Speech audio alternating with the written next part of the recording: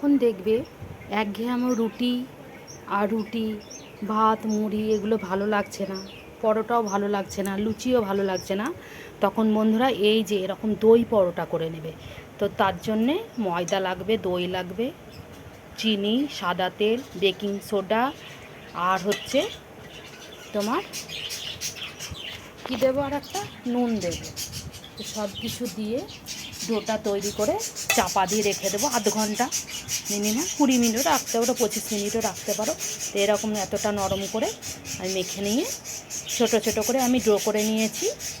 তো এটা আমি তেল দিয়েই বেলে নেবো, সাদা তেল দিয়ে, সাদা তেলই আমি ভেজে নেবো। তো এটা কম সময়ের মধ্যে হয়েও যায় আর খেতেও অনেক ভালো লাগে। এটাতে আলুর দম, আলু ভাজা, বেগুন ভাজা এবং কোনো ছোলার ডাল বলো কি চানা পনির বলো, যার সাথেই খাবো ভাববে তার সাথেই খাওয়া যাবে আর মুখের অনেকটা স্বাদও বদলাবে। তো ভালো লাগলে একবার বানিয়ে খেয়ে দেখো, নিশ্চয়ই ভালো লাগবে। আর ভিডিওটা ভালো লাগলে লাইক শেয়ার কমেন্ট করো। সবাই ভালো থেকো, টাটা।